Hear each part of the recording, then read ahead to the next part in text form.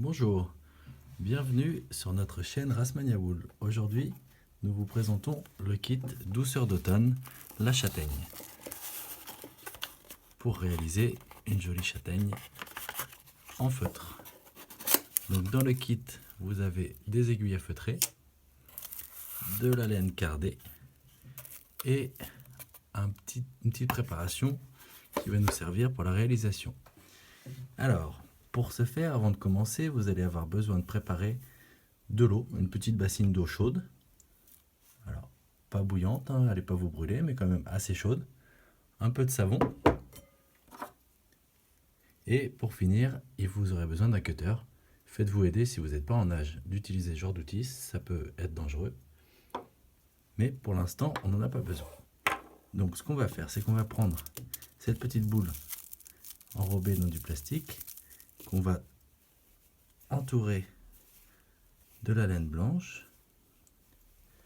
Donc on prend bien le temps de l'ouvrir. Et on va l'enrouler comme ceci, en tirant légèrement sur les fibres. On peut faire un premier tour et ce qui semble être de trop, on peut le mettre de côté. Ce qu'il faut, c'est que on voit plus la boule à l'intérieur et que ce soit assez uniforme.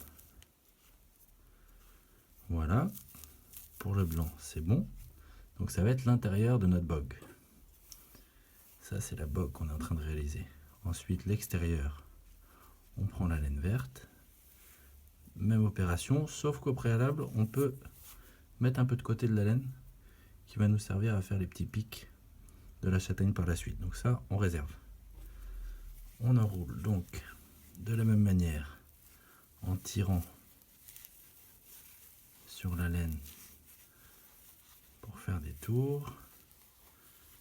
Voilà. Même opération. Deuxième fois, on tire bien, ça nous avance un peu le travail par la suite. Plus c'est serré, plus ça va être facile de feutrer après à l'eau. Donc là c'est pas mal. On est prêt à travailler. On prépare notre eau. On savonne sa main. Bien savonné. Les deux mains. Donc on n'hésite pas à faire mousser, il va falloir pas mal de savon pour permettre aux fibres de bien s'entremêler et accélérer un peu le feutrage. Ensuite on trempe sa laine dans l'eau et on vient gentiment la savonner. Alors la difficulté à ce moment-là, c'est quand la laine va faire des plis, il va falloir faire bien attention à bien l'étaler pour pas qu'ils se voient trop ces plis là, sinon ils risquent de feutrer sur eux-mêmes et ben ça va être moins joli.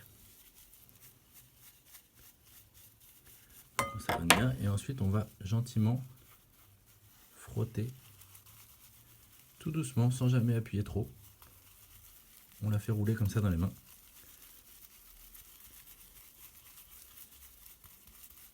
Alors au début on a l'impression qu'il se passe rien, c'est pas loin d'être vrai, c'est assez long au départ de prendre le feutrage. Et en fait on va augmenter la pression petit à petit et on va frotter de plus en plus fort. Mais il faut bien que toutes les fibres soient bien savonneuses pour que ça prenne bien. Alors suivant les savons, ça va plus ou moins bien. Ça varie vachement du pH. Mais bon, n'importe quel savon convient, hein. C'est juste ça va des fois plus ou moins vite.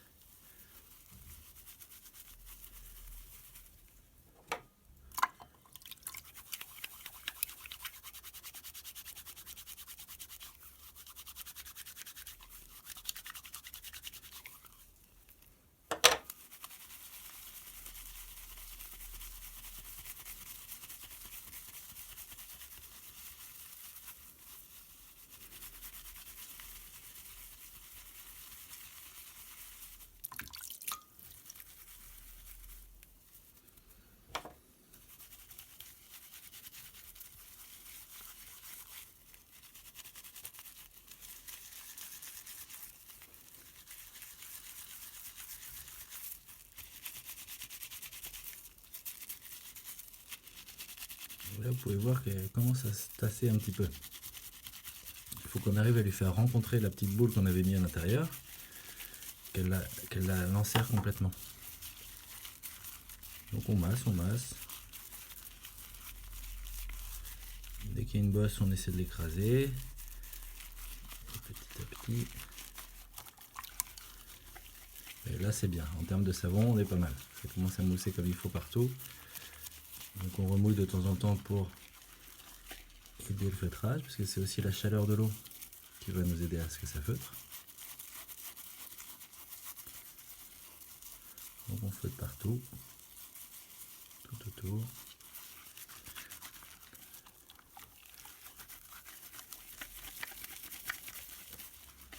N'hésitez pas, si l'eau a refroidi, à remettre un petit peu d'eau un peu plus chaude. Là, ce qui serait mon cas, j'en aurais besoin.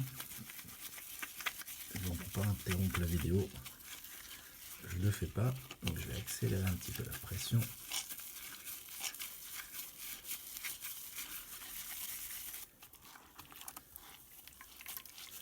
Voilà, là on est pas mal.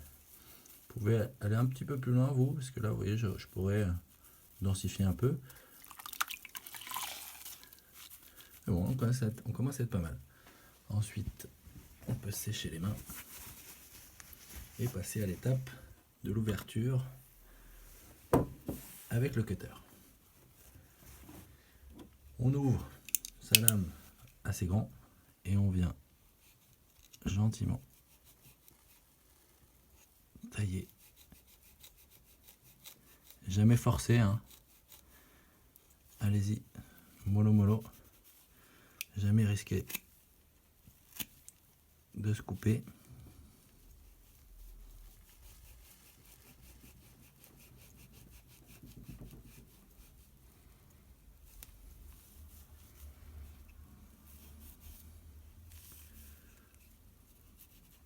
Bon, évidemment, une lame plus longue serait mieux. Là, je fais ce tuto un petit peu à la dernière minute. J'ai pas bien préparé mon truc. Je m'en excuse par ailleurs. Mais on va y arriver. Faut être patient. N'hésitez pas à prendre votre temps. Et vous voyez, on a accès à la boule centrale. Alors c'est pas grave si on la coupe, hein, celle-ci. N'ayez pas peur de la couper.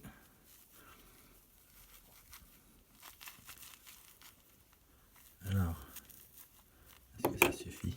Pas mal. On peut venir attraper notre châtaigne. Et vous voyez, on a une petite bogue. Alors si l'ouverture n'est pas assez, si vous avez fortement feutré, vous aurez peut-être du mal à faire comme j'ai fait, c'est-à-dire ouvrir. J'ai simplement fait une entaille et j'ai pu sortir ma pièce. Mais si c'est bien feutré, il ne faut pas hésiter à faire une coupe ici et une coupe là, quitte à en enlever un morceau.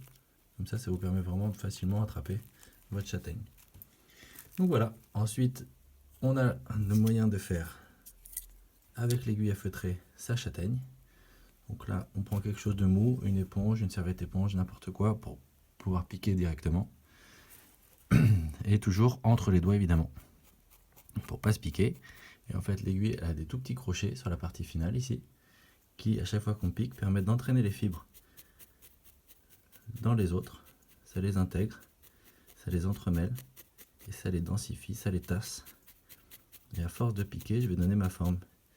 Ici, je vois que c'est un peu trop haut, je picote un peu partout.